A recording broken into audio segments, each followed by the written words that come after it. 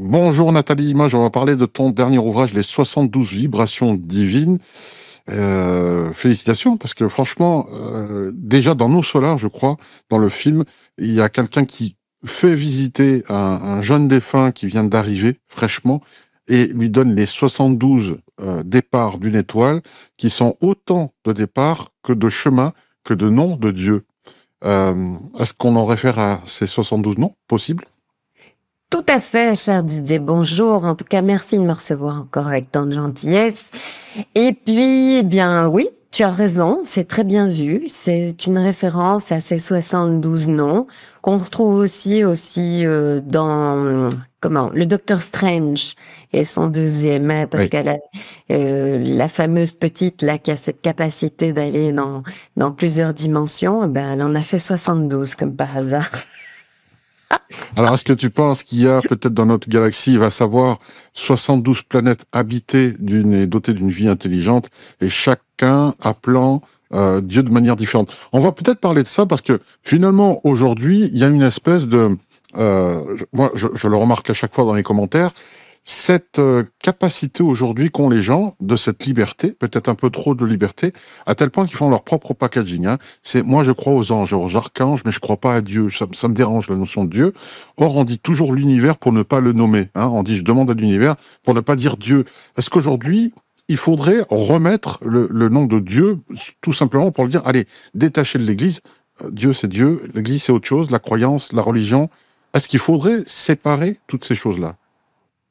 Ah, c'est une excellente question, mais c'est pratiquement le thème du livre, puisque ce que tu viens de pointer là, c'est une notion tout à fait finalement difficilement appréhendable, hein, c'est-à-dire que on se retranche derrière les archanges ou ce que tu veux ou l'univers pour ne pas justement citer Dieu ou en tout cas le nommer.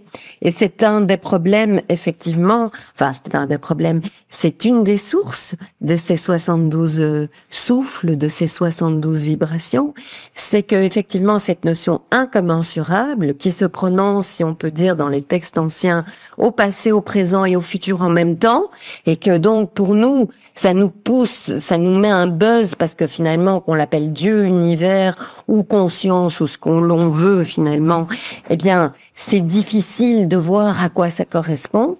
Eh bien, la base de cet ouvrage, c'est d'avoir fait, en fait, finalement, faire rentrer 72 vibrations pour pouvoir l'appréhender dans cet espace et dans ce temps. Alors, il est vrai que 72, bizarrement, 72 noms, on en connaît très peu. Hein. Je crois qu'on peut appeler Dieu, Allah, Yahvé. On en connaît, voilà, tous à peu près moins de 5 noms. Par contre, 72, moi, ça me parle par rapport aux 72 lames du tarot. Est-ce que le tarot ne s'est pas inspiré justement de ces 72 noms?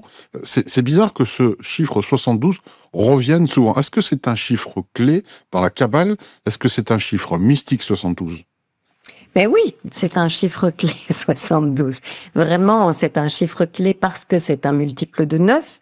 Qu'on sait que dans toutes les traditions, les multiples de 9, ou en tout cas le 9 est toujours une porte ouverte vers une transformation, mais c'est aussi, ce 72 est une manière de scander le temps. Dans les 365 jours qui composent une année, eh bien, on va voir que justement, ces 72 vibrations vont revenir une fois cinq fois plutôt tous les 72 jours.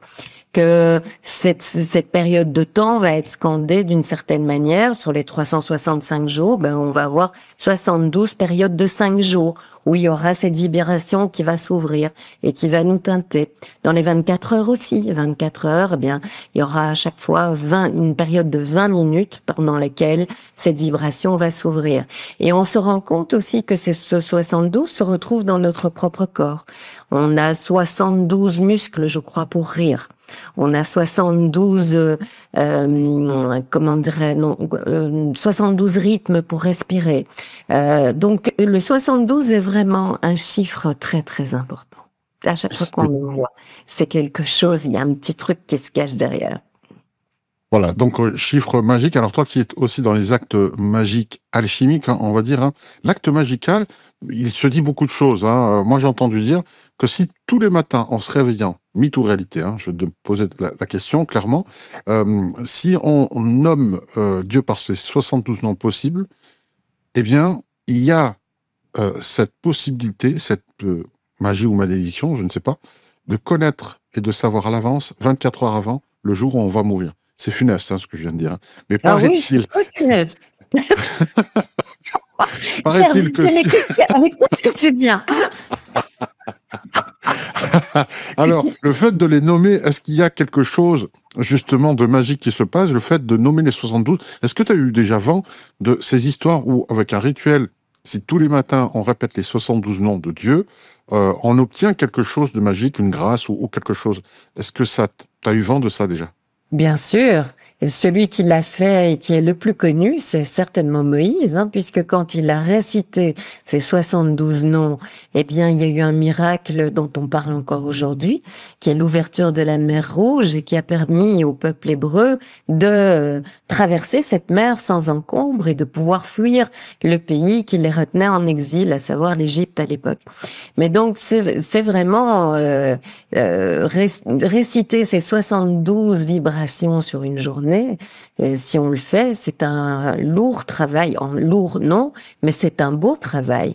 Parce qu'à chaque fois qu'on se met en harmonie avec une de ces vibrations, eh bien, on ouvre une sorte de flux qui nous permet de récupérer de la même manière une essence, une partie, une facette de quelque chose qui nous dépasse et qui est tellement grand, peut-être nous, d'une manière, la meilleure partie de nous, si on peut dire, et que en récitant ces facettes, à chaque fois, on récupère un tout petit peu plus de ce qui pourrait faire notre grandeur et notre élégance.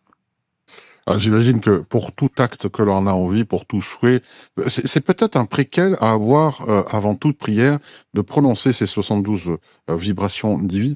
L'intention de ce livre, l'intention pour lequel tu l'as écrit, c'est de faciliter cette connexion divine. Comme on dit, hein, le fameux proverbe, vaut mieux s'adresser à Dieu qu'à ses saints, hein, plutôt que de passer par des intermédiaires.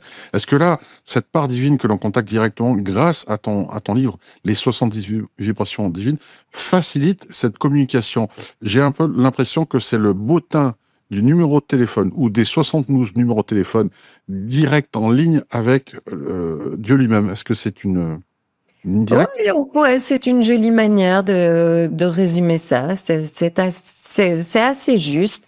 C'est finalement vraiment une voie directe vers des parcelles magnifiques qui sont nous, en fait, aussi, hein, la divinité en nous, et qu'on peut se réapproprier en dehors d'un espace-temps pour le faire coexister dans cet espace-temps. Donc, je sais pas, c'est assez juste ce que tu as dit. Donc, il y a des personnes, on le sait très bien, dont c'est le sacerdoce qu'on rentre dans les ordres d'une religion, quelle qu'elle soit. Est-ce que tu penses que aujourd'hui, dans les monastères, une vie monacale, quelle qu'elle soit, que ce soit dans le christianisme ou ailleurs, dans d'autres domaines, ces personnes-là utilisent ces 72 noms de manière secrète, comme si c'était un enseignement un peu hermétique, qui ressort aujourd'hui au grand jour grâce à toi et à d'autres personnes? Est-ce que finalement, les personnes qui passent leur temps vraiment à prier connaissaient ce secret de cette connexion divine? Oui, oui, ça c'est même pas un grand secret, c'est une grande voie mystique, hein, les 72 souffles, les 72 noms du grand nom, c'est vraiment une voie mystique en soi. C'est une manière finalement de trouver l'éveil, c'est une manière de pouvoir se reconnecter à cette puissance divine, c'est une voie pour essayer de vraiment avoir ce flux permanent vers du merveilleux qui est finalement la manifestation du divin. Et bien sûr qu'il y a beaucoup de gens très mystiques qui utilisent, si on peut dire, ces vibrations dans leur état originel. Ça, c'est sûr. Bien entendu, comme c'était tellement puissant, ça a été beaucoup traduit, hein, même d'une manière hermétique, puisqu'on en a fait les 72 anges gardiens. Le nain a beaucoup traduit ça. Et ça fonctionne parce qu'effectivement, maintenant, c'est un égrégore à part entière et que si on veut, par exemple, se connecter à cet égrégore, eh bien, une parcelle de de cette influence, en tout cas de ces vibrations-là, s'y trouve. Mais si on veut vraiment aller connecter ces vibrations au départ, c'est vraiment très, très, très, très puissant.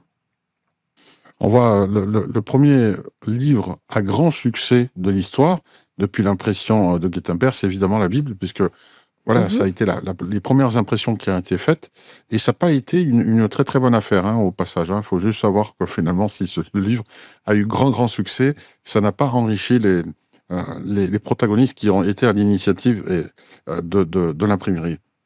Gageons que ces 72 vibrations divines, elles, connaissent le même succès, hein, qu'elles soient. Est-ce que tu penses qu'aujourd'hui, il y aurait des textes sacrés nouveaux, récents, modernes, dont peut-être les 72 vibrations divines pourraient faire partie, en toute modestie? Est-ce qu'aujourd'hui, des textes sacrés, il y a cette idée, si tu veux, qu'ils sont forcément anciens. Et plus ils sont anciens, plus ils sont sacrés. J'ai l'impression que le sacré est intemporel. Alors pourquoi aujourd'hui, par exemple, les 72 vibrations divines ne feraient pas partie, ne rentraient pas au panthéon sacré des textes sacrés, par exemple? Ah bah, je le souhaite en tout cas, parce que c'est une belle manière de se reconnecter à ces flammes, ou en tout cas à ces vibrations qui sont vraiment très puissantes. Maintenant, pourquoi est-ce que ça revient maintenant?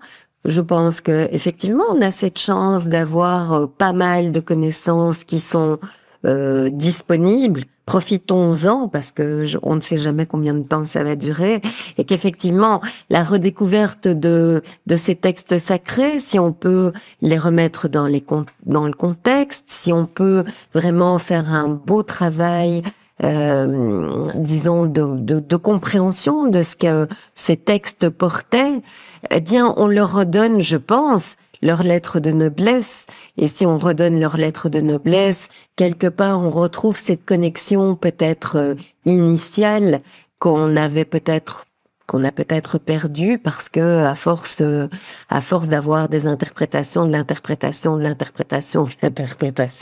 eh bien, on perd un peu de vue le texte initial. En toute modestie, bah, vous le savez, j'en parle souvent. Moi, c'est beaucoup mon ami Georges Laïc, qui est un grand kabbaliste mystique, qui m'a beaucoup influencé, qui m'a beaucoup inspiré, et qui a fait que je vous ai donné les 72 vibrations à la sauce Nathalie Limoges, qui sera sans doute pas celle des orthodoxes. Si vous avez envie d'avoir une vision plus orthodoxe, ben il faut aller alors dans des chemins qui le sont plus, vers soit plus religieux ou plus mystiques, comme celle de mon ami Georges. Mais moi, ce que j'avais envie, ce qui me tenait à cœur, c'est de pouvoir faire en sorte que la beauté de ces 72 vibrations puisse toucher tout le monde, et que tout le monde puisse finalement se couler dans ce flux pour en sentir toute la grandeur et la beauté. Voilà.